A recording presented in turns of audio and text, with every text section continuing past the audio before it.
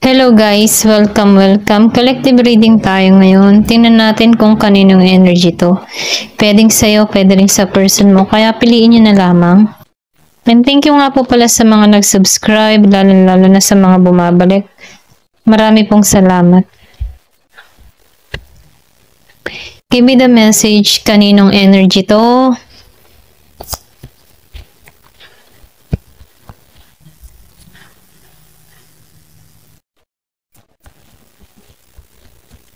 Give me the message, kaninong energy to.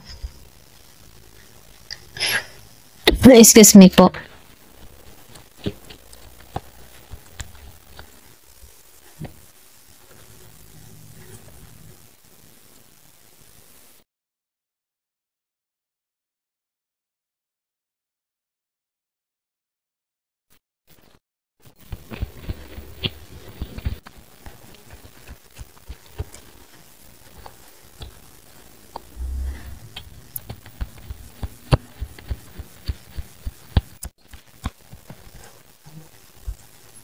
Okay. Meron ako nakita ditong Aries, Virgo, Capricorn, Taurus, Leo, Sagittarius, Scorpio, Cancer, and Pisces, Gemini, Aquarius, and Libra. Okay? Meron ditong tao, andito siya sa kanyang power or willpower, Meron tong kakayahan na kumilos or kumbaga nasa kanya yung decision dito kung kikilos siya o hindi, Siya yung tipo ng tao na once na nagka-interest sa isang tao, talagang andun yung action, andun yung pagpupursige, okay? May pagka-boss type to or pwede rin sabihin na meron tong katayuan sa buhay, Meron siyang, yung bagang bigating tao, ganun. Ganun yung energy nito, yung parang tipo na self-employed or pwede rin may pagka-boss type, mga ganyan. Ito lang yung nakikita ko. Nakikita ko dito yung willpower nito, yung authority nito. Kumbaga, handa na to sa family or pwede rin sabing good provider, good father, ganyan. Ganun yung energy ng tao na to, Leader, okay? May pagka-leader. So, nakikita ko dito yung pagkilos. Meron dito magme-message or pwede rin sabihin, itong tao nito ay magmimensahe. Meron na tong gagawing hakbang, pagkilos dito, Kumbaga, itong tao nito, hindi to takot sumugal, okay? Once na may ginusto, talagang dire-diretso. Ganun yung energy nito, Kahit sa trabaho, nakikita ko dito na once na meron tong ginusto, talagang gagawin niya agad-agad. Ganun ang energy ng tao nito, Hindi nagpapatumpik-tumpik. Dahil dito, kahit nakakaranas to ng failure or nakakaranas to ng kabiguan, hindi to madaling sumuko, Nafe-feel ko dito na meron ditong tao na pwede rin sabihin na meron tong interest, Meron tong gagawing hakbang dito sa person niya dito. Pero nakikita ko dito na i-feel to or pwede rin sabihin hindi to magtagumpay dito. Pero ganun pa man, kahit yung person niya dito ay tumanggi dito sa tao na to, nakikita ko dito yung pagpupumilit, makulit to ito lang nakikita ko, makulit to. So, meron ako nakikita ditong union or pagkikita, So, nafe-feel ko dito na pwedeng mapa-oo din tong person niya rito. Kasi, makulit nga to, Kumbaga, stable na tong tao na ito. Kumbaga, andun yung kanyang napagnanais sa kanyang person dito. Ito lang nakikita ko, Then, nakikita ko rin dito na meron tong i-aalok, meron tong i-aalok na blessing or pwede rin sabihin may i-aalok to na business proposal dito, okay? Kumbaga, nakikita ko dito na maganda yung intention ng tao na ito. Gusto lang ng tao na ito ay yung mamahalin siya dito, okay? So, nafe-feel ko dito meron na tong napipili or meron na tong napupusuan dito. Okay? Ito lang nakikita ko. Meron tong proposal or meron tong iaalok dito sa person niya. Okay? So, meron ditong action, movement. So, nafe-feel ko dito yung happy family. Okay? Ito lang yung gusto niya mangyari magkaroon ng seryosong relasyon dito. Patas na relasyon. So, nakikita ko rin dito na itong tao na ito, before may playful. Okay? May pagka-playboy din tong tao na ito or playgirl, Pero once na nakilala ka ng tao na ito, nafe-feel ko dito yung kagustuhan na ito. Hindi na ito magpapatumpik-tumpik. Okay? Once na meron tong ginusto, talagang gusto agad. Ganon yung energy ng tao na ito, So nakikita ko dito na itong tao na ito ay nagiging klaro sa kanyang nararamdaman, no? Hindi to wishy-washy. Okay? Kasi Emperor energy to eh. So nakikita ko dito yung pagiging stricto at straightforward nito. May pagka-prangka to, ano? Kung meron ka mang kadiling na ganito, no? May pagka-prangka to, okay? So nakikita ko dito, nagugustuhan niya itong tao niya dito kasi masyado tong caring, mapag-alaga, or pwede rin sabihin, ito yung gusto niya, hinahanap-hanap niya, no? Yung ganitong klase ng babae or lalaki, yung masasabi na honest, tapat, okay, mapagmahal, caring, sweet, ganyan. Ito lang yung nakikita ko. So, nakikita ko dito na meron dito ikakasal, okay? Meron dito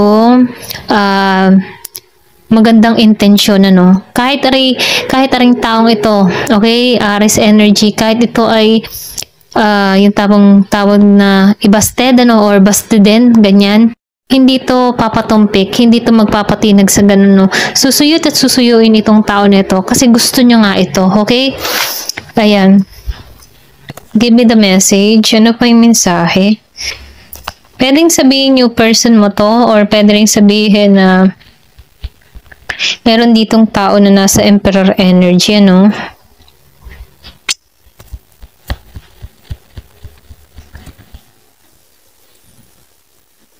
So, nakikita ko dito, yung iba sa inyo nakaranas dito ng tao na, alam mo yung tipo na hindi ka pinahalagahan, ano? Kaibahan ng tao nito, okay? Kumbaga, nakaranas to ng lumabas kasi ang Knight of Cups at Kings of Cups. Yung tipo na hindi nagiging totoo, or pwede rin sabihin naka-experience tong tao nito ng ganun, ano. Pwede rin sabihin hinabol lang sa kanya dito ay pera, or sabihin natin yung katayuan niya ang ginusto ng tao dito, no. Kaya ginustuhan tong tao na to, okay?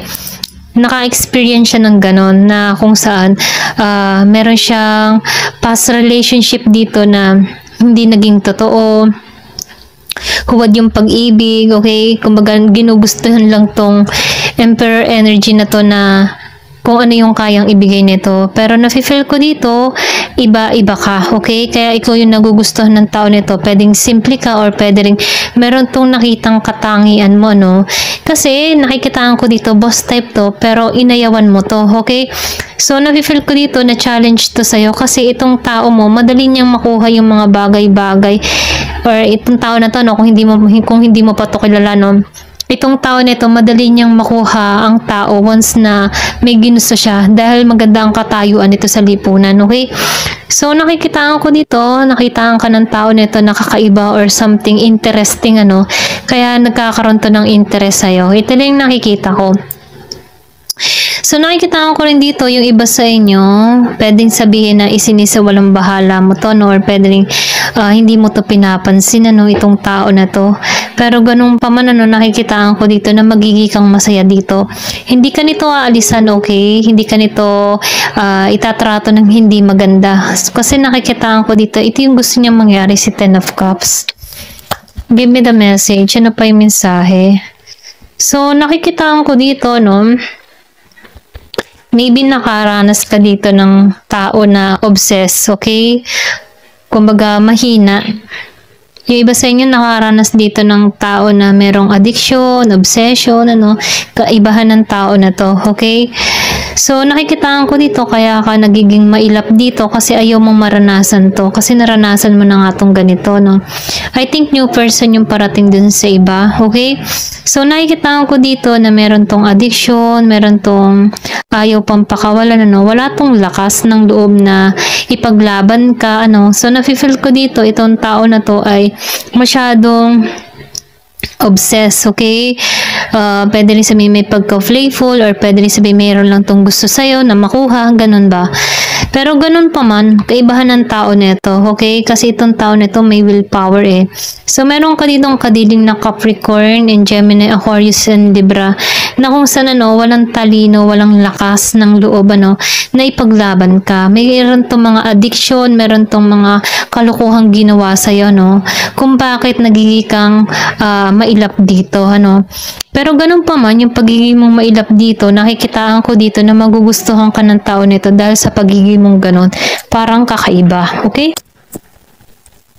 Give me the message. So, nakikitaan ka ng tao nito na kakaiba. Okay? Ito lang nakikita ko. So, nakikitaan ka ng tao nito na something interesting. Okay? Kumbaga, may paghanga to sa ugali mo, or pwede rin sa character mo, or pwede rin sabihin sa kung paano mo dinadala yung sarili mo. Okay? May paghanga to sa'yo. Ito lang nakikita ko. So, nakikitaan ka ng tao nito na magaang kasama. Okay? Hindi ka mahirap pakibagayan, pakisamahan. Okay, ito rin nafe-feel ko dito. So, gusto ka nitong makilala. Or pwede rin sabihin nakakausap at nakikilala mo na to. May pagka-boss type to, or pwede rin sabihin self-employed. Meron roon to sa buhay. Meron tong may pagmamalaki sa'yo. Okay, ito lang yung nakikita ko. So, tanungin naman natin to kung kailan to darating sa buhay mo? Ano? Give me the message. Kailan to darating sa buhay mo?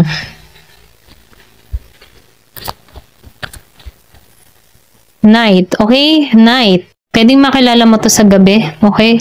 Pwede rin sabihin sa event, or meron kang pupuntahan, or pwede rin sabihin ang out may gabi, bigla mo itong makilala, or merong ipakilala sa'yo, or pwede rin merong kang makachat, mga ganun, no? Possibly, okay? Posibleng makilala mo to. False. Meron ditong false. Pwede rin sabihin, unang tingin mo dito ay false, okay? Kasi night may gabi, okay? Parang dating ay hindi totoo, hindi seryoso, okay? Pwedeng mali ang unang expression mo dito. Okay? Yup, okay. Kumbaga, unang expression mo dito ay parang mali or parang hindi seryoso. Okay?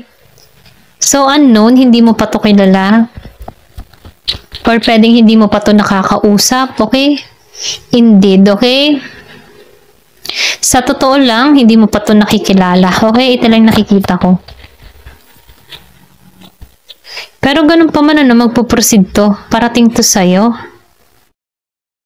Pwedeng wrong timing to dumating sa buhay mo, or pwede rin sabihin, pag-isipan mo to ng hindi maganda, okay? Give me the message.